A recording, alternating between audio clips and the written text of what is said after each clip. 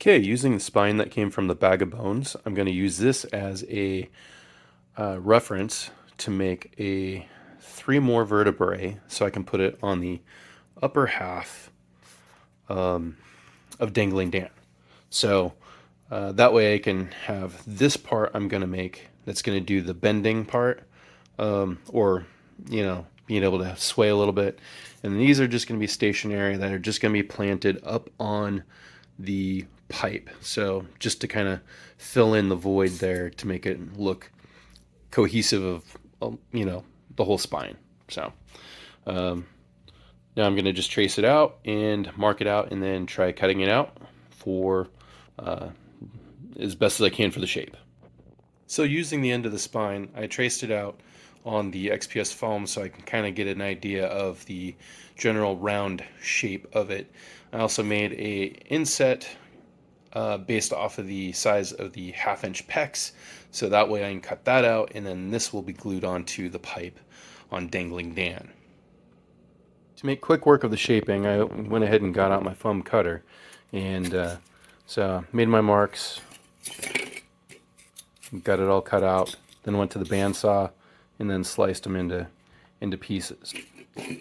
I can then glue them to the top of the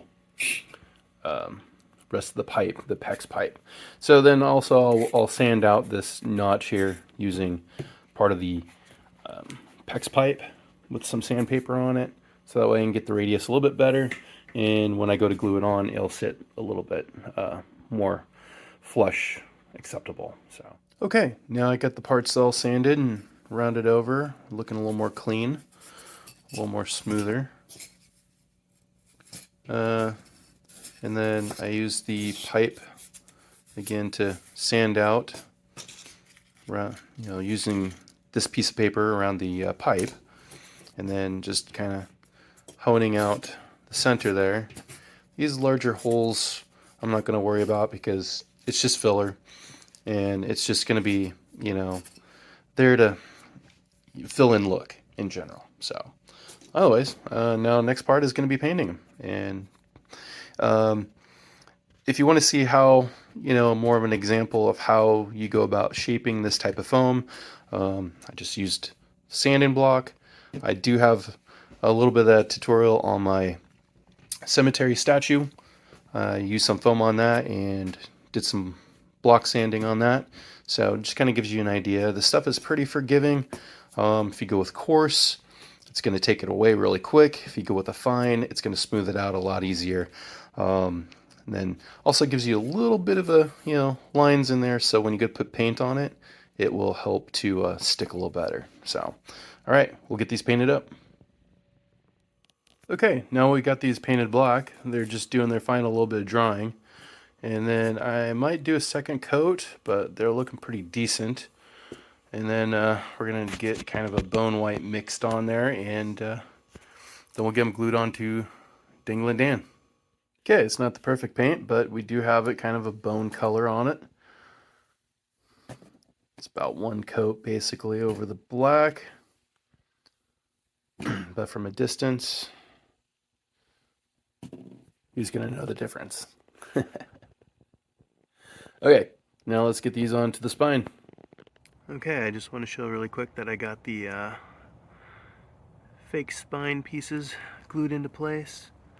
I might end up adding another one, but I think I'm probably good right there. So now we're going to add the lower piece on and see if we can make that move. So now I've cut my spine pieces into individual parts. Now the middle section is a lot wider than I was thinking it was going to be. So my plan is still to use some kind of a paracord or some string in the middle of this.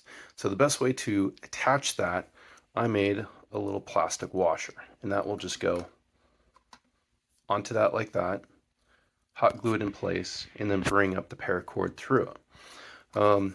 So I started on the other parts, the lower part, and started doing this.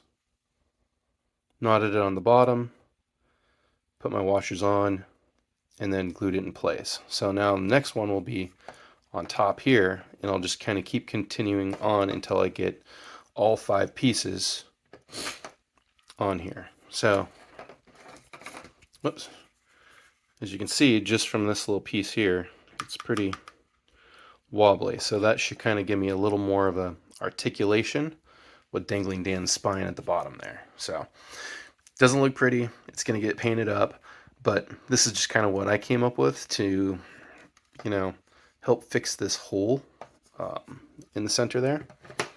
And I'm sure there's other ways to do it, but it's kind of what I was able to come up with. So anyways, I'll get these finished up, and we'll get them on Dan. Wiggle, wiggle, wiggle.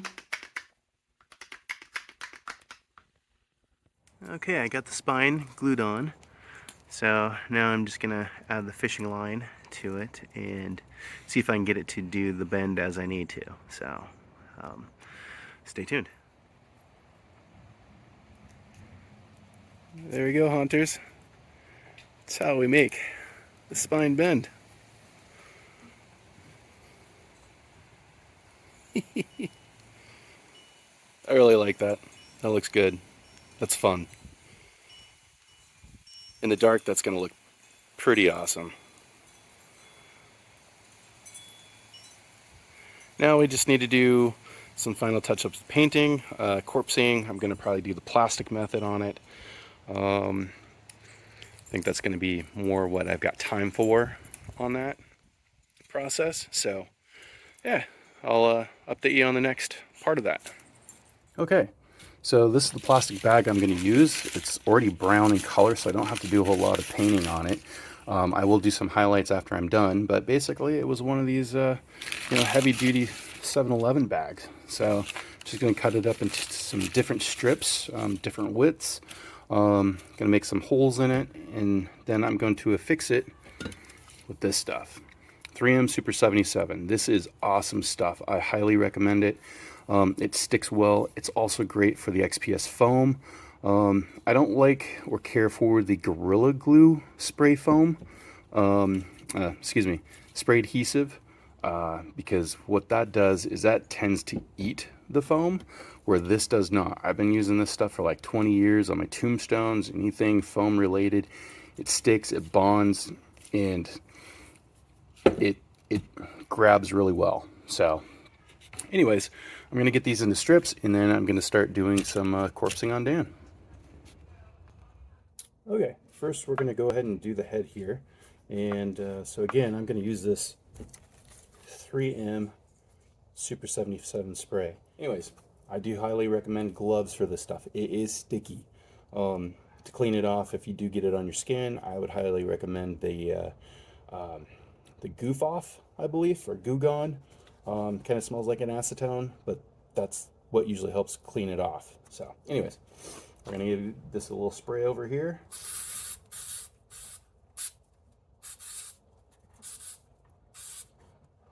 Doesn't need a lot. Give that a few seconds just to kind of set up a little bit. It does get pretty tacky kind of fast. That's one thing I like about it. It's not as wet. The Gorilla stuff is wet. And I think it's designed so the Gorilla stuff can move around, you can work with it. This is, you get good bonding if you spray both sides. In this case, I'm not going to worry about spraying both sides. And we're just going to take this piece of plastic. I'm just going to kind of go, doesn't really matter. Once it kind of melts down a little bit, it's just going to be there. So I'm just going to go right like over his face.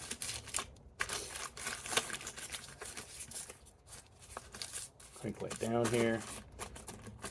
Some over his mouth. And then some scissors here. I'm going to give this a little cut along there, a little stab along the eye, same with the other eye where I put the rock in. You have to give that a little tear here.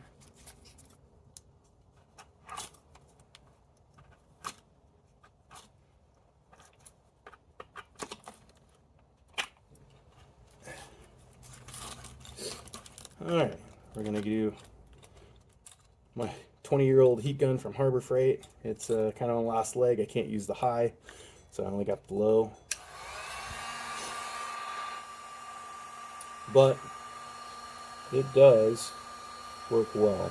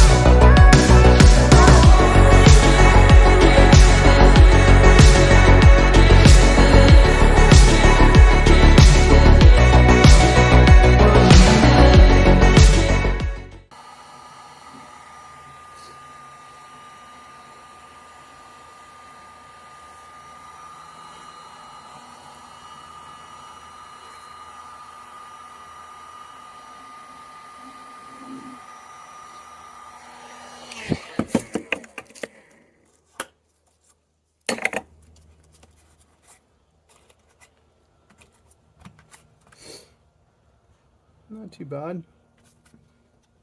Not really pro either, so. Alright, so let's go into the arms and the chest. Okay, I think I've set it up enough for to do a little bit on this really quick. I'm just going to take this piece here, fold it a little bit, give it some cuts here and there, and then cut here. I put up a piece of cardboard in the back so it doesn't quite get all over my frame on the back side of them. I'm going to start like right here.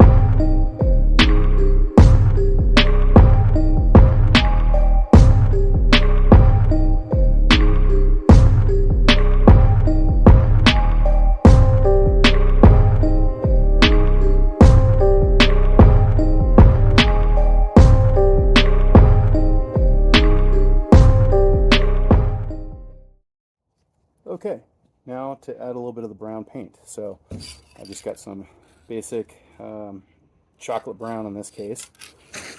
Doesn't really matter which brown as long as you like the brown. And I've got some paper sack that I've crumpled up enough to make it soft enough. And then I'm going to spray this. And then I'm just going to go wipe it on.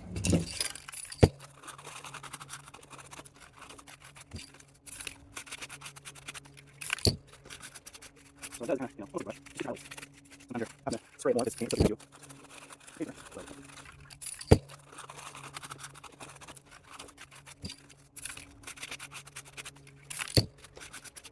So it does kind of, over brush. You should probably under have to spray a lot of this paint so you paper. I think that's pretty decent where it's at right now. Again, it's not perfect, but I'm happy with it. All right. Oh, yeah, we got to do the head. Okay.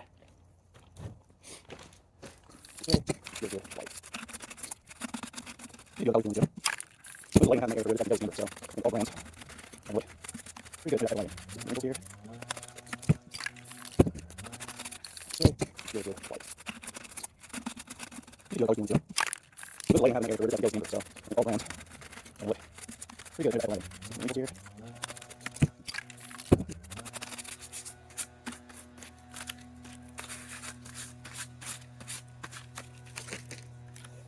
Oh, there's Dangling Dan. Now I need to get him all set up. Okay, I decided to get some hair on right now, so I'm just going to show you a little bit of what I do. Using this 3M Super 77, spray it down, and then I had an old mask that had some nice hair on it. I didn't really like the mask itself, so I've just been cutting that up and kneading it as I need to. So, just show you how I lay it down. Spray where I want. Obviously you're getting a second or so. And I've just cut like a little bit of a batch. And then I'm just laying it down in there and smashing it onto what is glued. Then a little bit over it, kind of like, you know, like a hairspray. And I want to add more.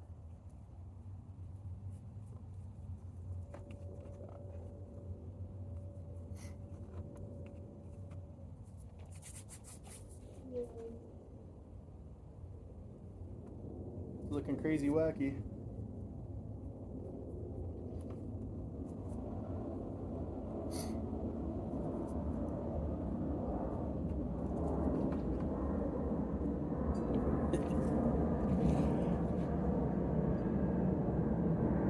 Looks interesting. Alrighty guys. Season's Cravings.